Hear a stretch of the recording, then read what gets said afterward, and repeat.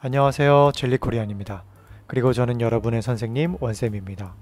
지금 여러분이 듣고 계시는 젤리팁 코너에서는 한국인들이 실생활에서 쓰는 수거, 관용어, 최신 유행어, 그리고 슬랭까지 다양하고 흥미로운 표현들을 여러분께 소개해드리고 있어요. 그럼 오늘의 젤리팁 시작할까요? 8월 15일은 한국의 광복절입니다. 광복절. 한국은 옛날에 일본의 식민 지배를 받았었죠. 무려 35년 동안 일본의 식민 지배를 받다가 마침내 1945년 8월 15일에 일본으로부터 해방이 되었습니다. 그날을 기념하기 위해서 매년 8월 15일을 광복절로 지정한 것이죠. 이 광복절은 한국의 5대 국경일 중에 하나입니다.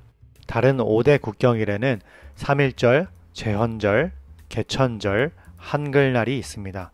한글날은 우리 한국어 학습자 여러분에게도 큰 의미가 있는 날이겠죠. 아무튼 그래서 오늘은 광복절을 기념하기 위한 주제를 가져왔습니다. 독립운동가이자 작가셨던 심훈 선생님의 시를 읽고 그 안에서 쓰인 표현을 배워볼 건데요. 시의 제목은 그날이 오면입니다. 우선 그날이 오면이라는 제목의 시를 여러분께 들려드릴게요. 그날이 오면은 삼각산이 일어나 더덩실 춤이라도 추고 한강물이 뒤집혀 용솟음칠 그날이 이 목숨이 끊기기 전에 와 주기만 할 양이면 나는 밤하늘에 나르는 까마귀와 같이 종로의 인경을 머리로 들이받아 울리오리다. 두개골은 깨어져 산산조각이 나도 기뻐서 죽사옴에 오히려 무슨 한이 남으오리까. 그날이 와서 그날이 와서 육조 앞 넓은 길 울며 뛰며 뒹굴어도 그래도 넘치는 기쁨에 가슴이 미어질 듯 하거든. 뜨는 칼로 이 몸의 가죽이라도 벗겨서 커다란 북을 만들어 들쳐매고는 여러분의 행렬에 앞장을 서오리다. 우렁찬 그 소리를 한 번이라도 듣기만 하면 그 자리에 거꾸로져도 눈을 감겠소이다. 참 슬픈 시죠. 일제강점기에 조국의 독립을 간절히 바라면서 이 시를 쓰신 심훈 선생님은 결국 우리나라의 독립을 보지 못하고 그 전에 돌아가셨다고 해요. 너무 안타깝죠. 사실 이런 시는, 그것도 요즘 시가 아니라 옛날 시는 외국어로서 한국어를 배우는 분들이 학습 자료로 쓰기에는 적합하지 않죠. 요즘 사람들은 잘 쓰지 않는 오래된 표현이나 어려운 한자어들이 많이 들어있기 때문인데요. 그렇지만 이 시에 나오는 표현, 가슴이 미어지다 라는 표현만큼은 현대의 한국어 학습자 여러분들이 배워도 좋을 표현입니다.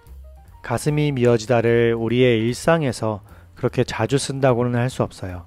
할 수 없겠지만 그래도 때때로 쓰는 표현이고 여러분의 어휘력을 한층 풍부하게 만들어줄 표현인 거죠. 자, 그럼 시를 먼저 한번 들려드렸으니까 이번엔 시의 내용을 간략하게 한번 짚어볼게요. 그날이 오면이라는 시는 말씀드렸듯이 일제강점기에 조국의 해방, 우리 대한민국의 독립을 아주 간절하게 바라는 마음을 담은 시입니다. 여기서 그날이 가리키는 날은 바로 해방의 날이겠죠. 해방의 날이 오면 너무 행복할 것이다. 내가 살아있는 동안에만 우리나라가 일본으로부터 해방이 된다면 나는 그날에 당장 죽어도 기쁠 것이다. 라는 내용을 시인은 말하고 있습니다. 오늘의 표현인 가슴이 미어지다가 쓰인 문장을 다시 읽어볼게요. 그래도 넘치는 기쁨에 가슴이 미어질 듯 하거든. 그래도 넘치는 기쁨에 가슴이 미어질 듯 하거든. 넘치는 기쁨에 가슴이 미어지다 라는 말은 가슴이 터질 것처럼 기쁘다 라는 말과 거의 같은 뜻이라고 볼 수 있어요. 기쁨의 정도를 표현하는 말 중에서 가장 끝판왕이라고나 할까요?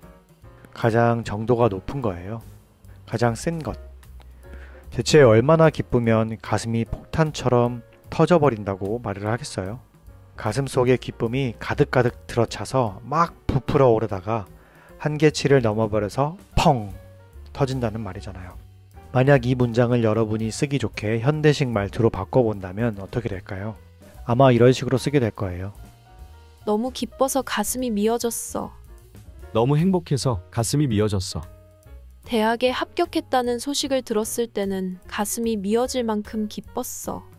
그녀를 다시 만나서 얼마나 기뻤냐면 정말 가슴이 미어지는 줄 알았어. 여러분이 이렇게 동사 미어지다를 써서 말한다는 것은 그만큼 아주 좋은 일이 여러분에게 있다는 걸 거예요. 왜냐하면 그냥 보통의 좋은 일이라면 너무 기쁘다. 너무 행복해. 라는 표현으로도 충분하잖아요. 그런데 가슴이 미어질 만큼 기쁘다 라고 말을 해야 할 상황이라면 여러분이 언제 이 말을 실제로 쓰게 되실지는 모르겠지만 미리 축하드립니다. 그런데 오늘의 표현 가슴이 미어지다를 쓸 때 주의해야 할 점이 있습니다. 아주 중요한 포인트인데요. 앞서 제가 말한 예시들을 다시 한번 쭉 살펴볼까요? 너무 기뻐서 가슴이 미어졌어. 너무 행복해서 가슴이 미어졌어. 대학에 합격했다는 소식을 들었을 때는 가슴이 미어질 만큼 기뻤어.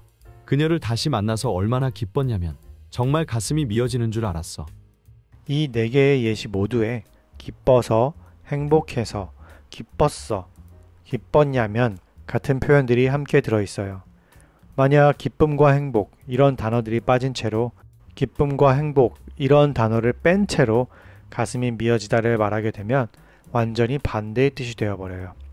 기쁨과 행복, 즐거움 이런 단어를 빼고 가슴이 미어지다 라고 말하는 것은 기본적으로 슬픔을 나타내는 표현이라는 겁니다. 기쁨이 아니라 슬픔이요. 이게 무슨 말이냐면 이런 문장이 있다고 해볼까요? 그는 돌아가신 어머니를 생각하면 가슴이 미어졌다. 이 문장이 과연 기쁨을 얘기하는 걸까요? 아니죠. 슬픔을 얘기하는 거죠. 돌아가신 어머니를 생각하면 보고 싶고 눈물 나고 당연히 슬프잖아요. 예를 더 들어볼게요. 그 영화가 실화를 바탕으로 만들어진 영화라는 걸 알고 나니 더욱더 가슴이 미어졌다. 이 한 문장에서 어떤 영화를 봤는지는 설명하지 않고 있어요. 설명하지 않고 있지만 한국인들은 이 말을 듣자마자 아, 슬픈 영화를 봤구나 라는 걸 바로 알아챕니다. 가슴이 미어지다 라는 표현이 기본적으로 슬픔을 얘기하는 표현이라는 걸 한국인들은 다들 알기 때문이에요. 마지막 예시를 들어볼게요. 그녀는 며칠 전에 키우던 강아지를 하늘나라로 보냈다. 그녀는 가슴이 미어지는 슬픔을 겪고 있다. 이번에는 슬픔이라는 단어가 직접적으로 문장에 포함이 되었습니다. 훨씬 이해하기 쉬우시죠? 그녀는 키우던 강아지가 죽어서 가슴이 미어지는 슬픔을 겪는다고 합니다. 얼마나 슬플까요? 가슴이 미어지는 기쁨이 아주 큰 기쁨, 끝판왕의 기쁨인 것처럼 가슴이 미어지는 슬픔도 마찬가지로 끝판왕의 슬픔입니다. 그만큼 이 가슴이 미어지다라는 말이 되게 극단적인 감정의 표현이라는 거겠죠? 정리를 해보자면 가슴이 미어지다라는 표현이 있습니다. 이 가슴이 미어지다라는 표현의 기본은 슬픔입니다. 슬퍼서 가슴이 미어지다라고 말해도 슬픔을 표현하는 것이고 그냥 가슴이 미어지다라고 말해도 똑같이 슬픔을 표현하는 겁니다.